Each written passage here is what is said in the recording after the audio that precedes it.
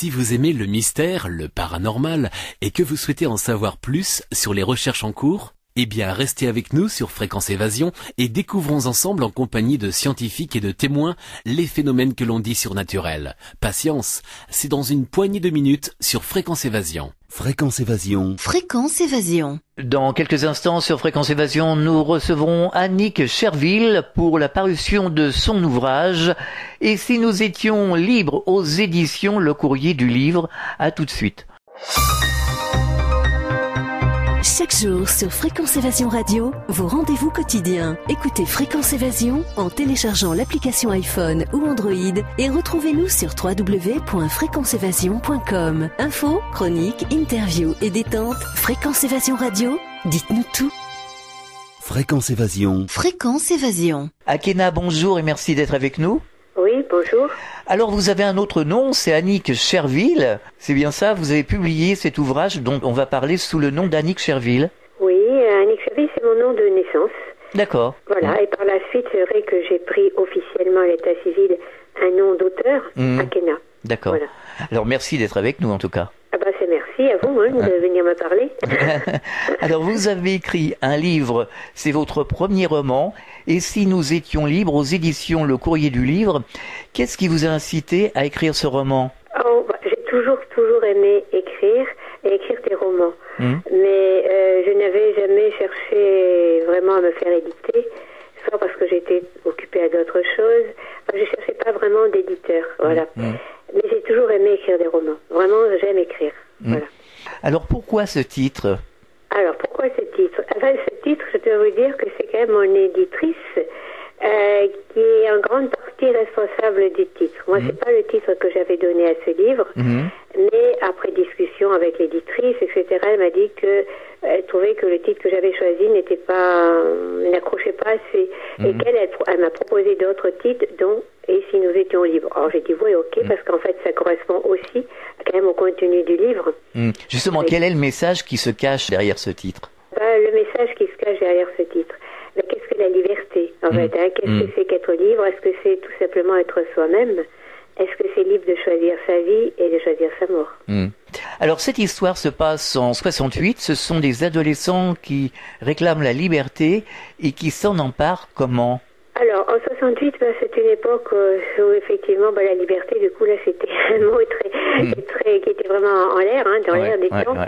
Et comment on s'en est emparé? Enfin, moi, j'ai souvenir, puisque quand même, en 68, je suis beaucoup plus âgée que l'héroïne, mais j'avais une vingtaine d'années, et je me souviens que la première des choses, c'était qu'on ne suivait plus les cours, mais qu'on discutait beaucoup entre nous, en fait.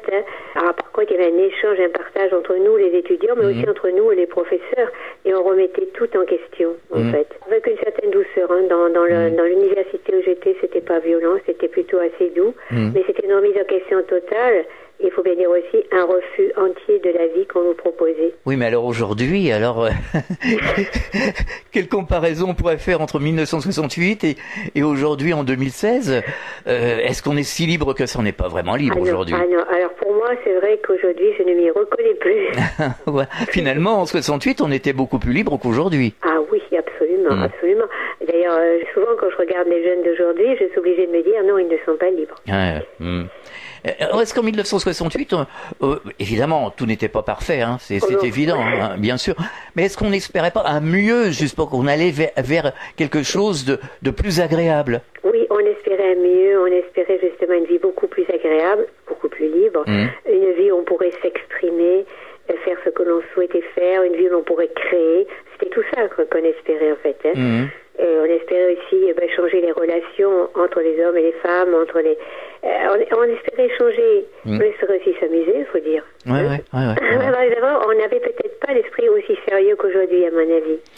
On n'était plus décontractés, en 68. On n'était plus décontractés, on n'avait pas une tension, une pression. Non. On avait l'esprit libre. Tout à fait. Donc c'est vrai qu'on avait l'esprit finalement libre, donc ouvert aussi. On pouvait aussi s'intéresser à des quantités en fait de domaines. C'est bien quoi. Il y avait des choses qui n'allaient pas, mais finalement on aurait pu les résoudre intelligemment avec beaucoup de bon sens. Je pense tout à fait. Et aujourd'hui on a complètement perdu justement ce bon sens. Aujourd'hui je trouve que c'est assez terrible. terrible. Enfin, c'est triste, quoi. Bah, vous savez, j'ai reçu Geneviève de Fontenay il y a quelques jours. Elle m'a dit cette société est un vrai foutoir. Elle n'a pas de tort. Donc voilà, on ne sait plus vraiment bien où on en est. Ouais. Alors, je suppose que c'est 1968 et ces années quand même assez agréables qui a inspiré l'écriture de cet ouvrage. Oui, alors c'est vrai qu'effectivement, au départ, quand j'ai commencé l'écriture de ce livre, j'ai fait aucun plan. Donc ce sont les personnages qui se sont imposés. Et puis je me suis rendu compte que la narratrice, finalement, avait effectivement tout le point de départ de l'évolution de la narratrice, c'est en mai 68. C'est de là que ça part. Après, effectivement, elle vit. Elle a fait beaucoup de choses, mais en fait, je pense que le point de départ de son évolution, puisqu'elle va partir de chez elle, elle va écrire justement, elle va écrire des choses, c'est vraiment 1968. Vous avez des souvenirs, vous, de 1968, des ressentis? Moi, j'ai surtout un souvenir qui m'est très agréable. J'en ai plusieurs. Enfin, j'en ai un où je me vois donc toujours sur les pelouses de l'université, où j'étais en train de discuter. Il y avait un beau soleil, c'était agréable, on discutait. Ça, on avait nos diplômes aussi qu'on devait passer, mais pour ça, c'était devenu secondaire. Donc, ce souvenir aussi de pouvoir d'échanger avec des gens qui avaient comme moi envie d'écrire, de peindre, de dessiner, de faire de la musique, enfin des tas de choses, quoi, en fait. J'ai ce souvenir, puis j'ai aussi le souvenir d'être partie sur les routes pour créer une communauté, pour vivre d'une façon libre. Tout à fait. C'est beaucoup de souvenirs, en fait. Mais oui, et c'est certain. Et puis, il n'y avait pas tous ces problèmes de pollution, de cette télévision sclérosée comme elle est aujourd'hui. Finalement, on vivait tout à fait décontracté, quoi. On n'avait pas de stress. Complètement. Et c'est vrai que quand vous dites ça, la pollution, on n'y pensait pas. À cette époque-là, on n'y pensait pas encore. Quand vous parlez de télévision, c'est vrai qu'on n'y pensait pas non plus, parce que quand je dis qu'on vivait en communauté, c'était vraiment dans des maisons en ruine, des fermes, on n'avait besoin de rien. Enfin, de très peu de choses, quoi. Un minimum de choses pour être heureux, en fait. Il y avait des films agréables, des émissions sympathiques. C'était vraiment bien. On peut pas en dire autant aujourd'hui. Non, moi j'en dis pas autant d'aujourd'hui, c'est vrai. Je vois de la difficulté d'être jeune aujourd'hui. Oui, c'est très difficile. Alors à la page 555, il y a un chapitre intitulé « Ma vie au paradis ». Ah oui. Oui. Vous pouvez nous en dire plus ? Alors, ma vie au paradis. Donc c'est un passage où je décris la vie que je mène, je pense, où la narratrice, en fait, plutôt, je décris la narratrice qui décrit la vie qu'elle mène, en fait, dans une propriété qu'elle a achetée, tout simplement, et qui est en Provence. Oui. Au bord de la mer. Et là, c'est vraiment une vie de paradis, parce que elle est dans un cadre naturel qui est très très beau, la mer, la pinède, les collines, les animaux. Elle écrit, elle fait ce qu'elle aime, il n'y a aucune contrainte. Justement, il n'y a pas de télévision, il n'y a pas d'obligation, il n'y a rien. Et ça, c'est le paradis. C'est très proche de la nature, en fait. Est-ce qu'aujourd'hui, on peut y échapper ? Alors, il faut vraiment faire des efforts pour essayer de s'extraire justement de tous ces problèmes, de cette pollution psychique et autres. Je pense qu'on peut s'extraire. C'est difficile parce qu'on est souvent rattrapé, c'est tout. Oui. Mais quand même, on peut s'extraire. Moi, je veux dire, personnellement, je n'ai pas de poste de télévision chez moi, par exemple. Je n'ai pas de voiture non plus. Il y a des choses qui font qu'effectivement, on peut arriver à s'extraire, mais un jour ou l'autre, on vous rattrape parce qu'il y a toujours une administration, il y a toujours quelque chose. Voilà. Et puis le gros problème, c'est que avant, on était tous ensemble, enfin les gens étaient tous ensemble et étaient dans la même mouvance. Tandis qu'aujourd'hui, quand vous sortez et vous éteignez le poste de télé, même si vous n'avez pas la télé, vous sortez le nez dehors, et ça y est, vous retombez sur les problèmes parce que les gens les gens véhiculent les problèmes. Donc, il faut se retrouver avec des personnes qui sont à peu près sur le même chemin, quoi. Mais c'est très difficile. Mais c'est difficile, c'est vrai. Et moi, je me rends compte quelquefois simplement quand je me baigne sur la plage, j'entends donc les gens du coin, en fait, qui discutent entre eux, et je me rends compte qu'ils ne discutent pas du tout de choses sur lesquelles je pourrais intervenir. Je me sens vraiment... Oui, ça c'est certain. On marque une pause, on revient dans quelques instants. Chaque jour, sur Fréquence Évasion Radio, recherche, ovni, paranormal, faits de société, protection de l'environnement et les rendez-vous avec vos stars préférées dans Paroles de Stars. Fréquence Évasion, c'est également la voix des sudistes en Principauté de Monaco et dans le Grand Sud. Fréquence Évasion Radio, dites-nous tout. Dites-nous tout. Dites-nous tout. Fréquence Évasion. Fréquence Évasion. Nous sommes de retour, nous sommes toujours avec Annick Chervil et nous parlons de son ouvrage, de son roman. C'est le premier roman qu'elle a écrit, et Si nous étions libres, aux éditions Le Courrier du Livre. Alors, est-ce que vous faites des tournées, des conférences par rapport à cet ouvrage ? Non, pour le moment je communique beaucoup sur cet ouvrage par Internet, comme quoi on est bien rattrapé par la société. Oui. Et par Internet, effectivement, j'ai des entretiens, j'ai des entrevues par Skype, des choses comme ça. Mais j'ai pas du tout l'intention de me déplacer physiquement. Oui, voilà. Pas de séance de signature alors ? Non. Non. Non. Ouais. Par contre, ce qui m'intéresse, ce sont des entretiens, ce sont des entrevues, c'est des courriers des lecteurs aussi qui envoient par email maintenant. C'est fini les courriers par lettre. Ouais. Alors comment réagissent-ils les lecteurs ? J'ai plusieurs. Disons, j'allais dire qu'il y a plusieurs catégories de lecteurs. Il y a le lecteur qui lit ça comme un roman et qui est très content parce qu'il voyage avec la narratrice, il découvre des pays, il aime beaucoup ça. On aime beaucoup les descriptions de pays, j'ai vu des paysages, etc. Les intrigues plaisent, les histoires d'amour variées, etc. Tout ça, ça plaît. Et donc, il y a des personnes qui tournent les pages très facilement, bien que le livre soit gros, en fait. Oui, il est gros, oui. Et puis, il y a une deuxième catégorie de lecteurs qui se posent beaucoup plus de questions, et les questions qui se posent, alors, c'est sur la mort. Oui, on y revient. La mort est omniprésente du début jusqu'à la fin. Oui.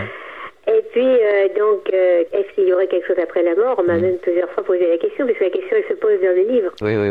Et donc, ça, c'est une seconde catégorie de lecteurs, donc ils se posent beaucoup plus de questions en profondeur, on va dire. Alors, vous avez intégré tout au long du livre les phénomènes que vous vivez, on en a discuté largement sur cette antenne, à savoir les sorties astrales, les NDE, etc., etc. Vous en parlez dans ce livre ? Ah oui, tout à fait. Oui, effectivement. Alors, les faits comme ça, disons, paranormaux, que je décris dans le roman, sont des faits réels. C'est des faits que j'ai vécus ou que de très prochainement, mais en général, c'est moi qui les ai vécus. Par contre, ils sont évidemment transcrits dans la réalité romanesque du récit. Oui. Mais il y a de vraies sorties du corps. Il y a de vrais phénomènes de communication avec l'au-delà et que j'ai replacés dans le roman. Et ça, vous l'avez précisé dans l'ouvrage que c'était des faits réels ? Non, j'ai laissé vraiment, parce que comme ça c'est le lecteur, soit il le lit peut-être comme un épisode romanesque, et il voit un rêve ou il dit un rêve, ou alors il y en a donc qui par contre ne se trompent pas et comprennent tout de suite. Je voulais pas faire un roman initiatique, roman initiatique. Non, mais c'est un bon moyen pour faire passer les messages. Ah oui, je crois, parce que je vois aux questions justement qu'on me pose justement à toutes ces personnes qui sont questionnées aussi sur le suicide, sur la mort. Et donc j'ai reçu des correspondances, c'est très intéressant. Il y a des gens qui ont eu des prises de conscience, des gens à qui ça fait du bien, des gens... je me dis, finalement, ça fait passer quelque chose. Alors quel genre de questions on vous pose ? Alors, on se pose beaucoup de questions sur est-ce que je suis libre de choisir ma mort, par exemple, en toute conscience, même si tout va bien. Il y a ça, il y a cette question. Donc, après le suicide justement, est-ce que ça... Je connais une personne qui m'a dit, moi j'étais dans la souffrance parce que mon frère s'était suicidé, alors qu'il n'y avait aucune raison qu'il se suicide. Il s'était suicidé par choix. Et il m'a dit, je pensais qu'il allait peut-être expier ça pendant X années de l'autre côté, en fait.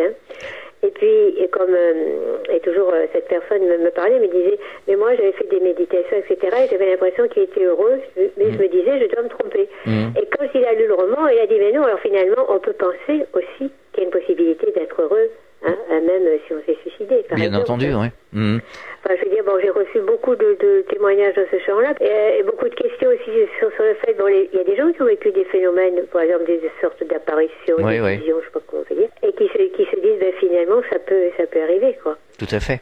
Alors, pour en terminer avec ce livre, est-ce que vous avez des projets déjà par rapport à ce livre et peut-être d'autres projets d'écriture ? Alors, par rapport à ce livre, le projet actuel, c'est évidemment de le diffuser. Oui, tout à fait. Sinon, des projets futurs, oui, si j'ai le temps nécessaire, j'aimerais écrire un deuxième roman. Ça m'intéresserait. J'ai aussi même des projets pour écrire quelque chose sur les sorties du corps. Et tout ça, il me faudrait beaucoup de temps. Et j'ai peu de temps parce qu'il y a beaucoup de personnes qui s'intéressent à tous ces sujets et qui m'envoient beaucoup de courriers. Ça m'occupe beaucoup. Et souvent, quand on écrit un roman, il faut faire que ça. Tout à fait. Et au niveau des sorties de corps, vous avez une actualité particulière ? Alors, au niveau des sorties de corps, pour le moment, je viens d'apprendre aujourd'hui que mon manuel pratique va être réimprimé parce qu'il est épuisé. Il s'est vendu très très vite et très bien. Ça c'est intéressant, ça veut dire, et j'en ai aussi des retombées, c'est-à-dire j'ai vraiment des correspondants, des élèves très très intéressés et qui travaillent sur la sortie du corps. Ça veut dire qu'aujourd'hui, il y a beaucoup plus de gens qui s'intéressent à la sortie du corps qu'il y a 20 ans, il n'y a pas de comparaison. Donc ça c'était une bonne nouvelle aujourd'hui pour ce manuel pratique. Et puis avec des gens qui ont envie d'apprendre, de pratiquer. Ah oui, tout à fait.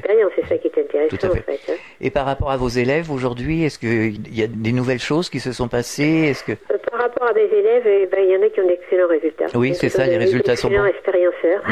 Tant mieux. Qui sont tout à fait capables aujourd'hui de sortir de leur corps, d'en parler, d'expliquer, etc. En fait. Ouais. Donc ça, c'est très très bien.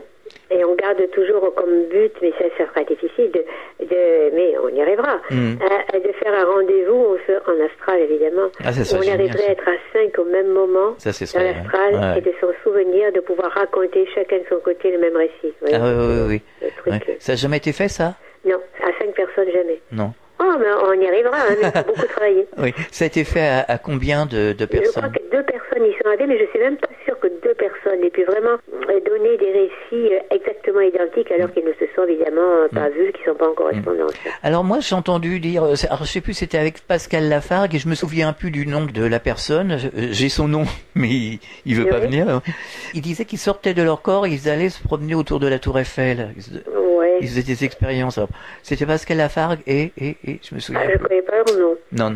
Pascal Lafargue, une personne très sérieuse. Par contre, nous, ce que nous faisons, parce que puisque sur le forum du site de l'association, sur les Santé du Corps, tous les mois, les expérienceurs se donnent des rendez-vous, comme ça, des rendez-vous dans l'astral. C'est vrai qu'à un moment donné, ils avaient pensé se retrouver autour de la Tour Eiffel. Maintenant, non, ce mois-ci, ils veulent se retrouver en Atlantide.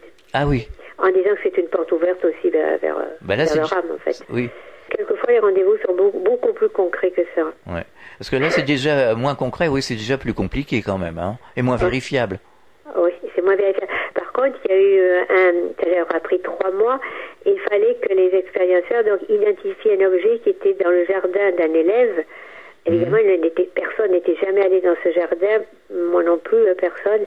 Ils ont mis 3 mois avant d'arriver à identifier l'objet, et quand on avait vu la photo sur le site, c'est exactement ce qu'avait décrit l'expérienceur. C'était très très beau, mais il a fallu 3 mois d'expérience. Alors ça me fait penser aussi au phénomène de mort partagée dont parle le docteur Jean-Jacques Charbonnier. Oui. Des personnes qui font des NDE en même temps et qui... oui, j'ai entendu ça du docteur Jean-Jacques Charbonnier. Oui, j'ai entendu en parler. Là, il y a un rapport finalement.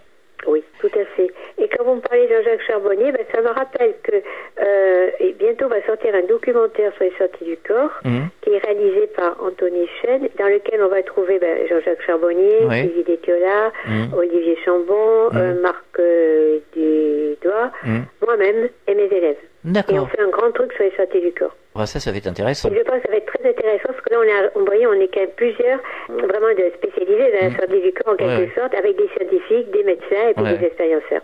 Justement, une auditrice m'a posé la question suivante. Est-ce que vous avez des films ou des documentaires, mais des films qui ont un rapport justement avec les sorties du corps et tout ce qui se rattache à l'au-delà, des films sérieux?